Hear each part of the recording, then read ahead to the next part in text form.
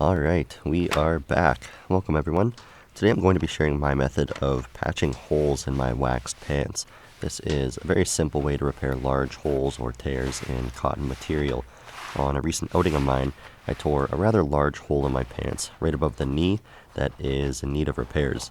I've got other patch-ups to do on these pants, including fixing one of the knee reinforcements that's badly torn, and also stitching some smaller tears. Since the large tear is right above this knee patch, I've decided just to remove it. This is the knee patch that needs repaired anyways. If it didn't need to be repaired, I probably wouldn't remove it to patch this hole, but it had to come up anyways, and this way it'll be a lot easier for me to show you the process.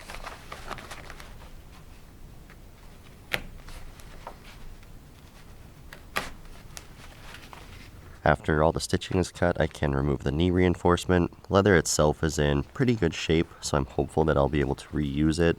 There's one side that's a little thin, but I believe I should be able to make it work. Since that knee patch has been torn open for so long, there's quite a bit of forest debris that's accumulated under it, but the material itself feels good. It hasn't worn thin despite having worn these pants for a few years now. I think the tear happened when I was climbing over a fallen spruce tree, and my pants snagged on a broken branch. I didn't notice it until later in the day, but the material feels like it still has lots of life left, so this patch job should be fairly easy.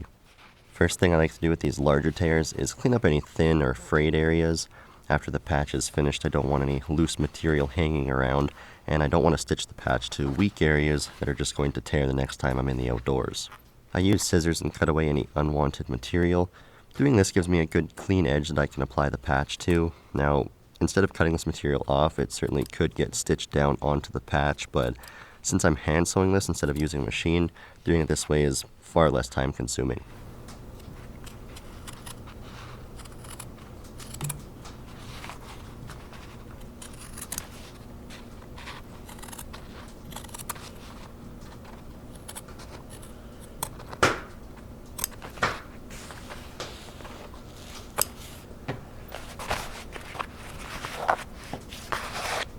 I cut along the entire edge of the tear, removing any loose material, and now that that's complete, I have a good clean edge to work with and can now begin applying a patch. So what do we use for patch material? I just use material from another pair of cotton pants. I actually bought these pants a few years ago from a thrift shop for the sole purpose of cutting them up to use the material for different projects. They were only a few dollars, and the material is a good heavy cotton that works excellent for patching holes. So I cut out a piece of the material large enough to cover the tear in my wax pants, and this will be what I use to get that tear patched up. The patch will be stitched on the inside of the pants, so I've gone ahead and turned this pant leg inside out. I press the material flat with my hand so I can accurately position the patch. The patch should be sized so it's large enough to cover the hole, plus about an inch around the hole. I'm going to be double stitching the patch, which I feel provides a good amount of reinforcement, and the excess material will give me room to run the second stitch. Now that the patch is correctly positioned, I pin it in place. Safety pins would probably work best here, but I just use sewing needles. With the patch in place, it's time to get sewing. I just use a needle and thread. Thread is the same stuff I always use, just nylon dental floss. Good, tough stuff that's very inexpensive. And actually, when I had to cut off the knee patch earlier, there wasn't any damage or compromised areas throughout the stitching. The leather itself had ripped, but the dental floss stitching was no worse for wear, so kind of a little testament to how well this dental floss works for sewing thread.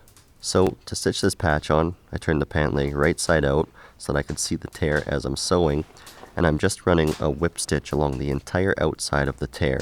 This whip stitch will hold down the edges of the torn material, preventing them from further fraying or tearing, and it will also prevent the material from getting snagged and torn on sticks, branches, whatever, as I'm hiking through the woods.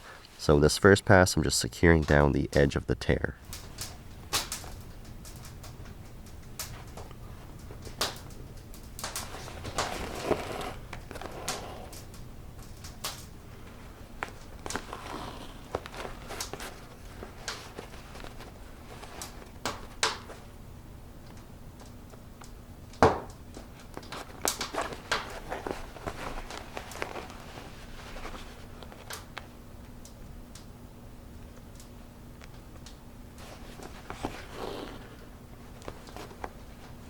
With the edge of the tear now sewn down onto the patch, I no longer have a giant hole in my pants.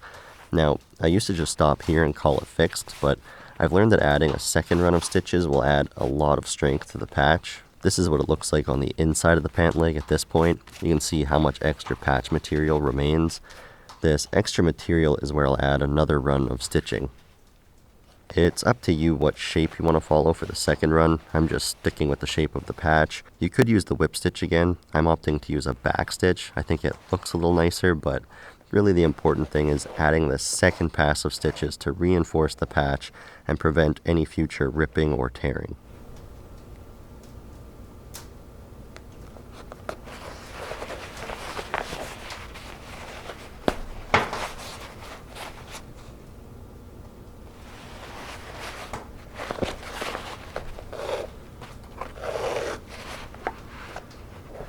After the sewing is complete, here's what the patch looks like on the inside of the pant leg, and here's what it looks like from the outside. A nice, well-stitched patch that's good and strong and should hold up to lots of abuse. So that's my method of repairing large holes or tears in cotton or canvas materials. I'm quite pleased with how this turned out. The patch job looks good, but more importantly, it feels sturdy, and even when I pull and stretch on it, it shows no signs of weakness. I went ahead and reattached the leather knee patch. I'm happy I was able to reuse it. There was only one area where the material was a little thin for my liking, so I added a few extra stitches to hopefully reinforce it and prevent it from tearing again. I used a simple baseball stitch to sew up all the little rips and tears that were throughout these pants, and after all the sewing was completed, I waxed all the new stitching and the patch material as well. I've been wearing this pair of pants for 3 years now.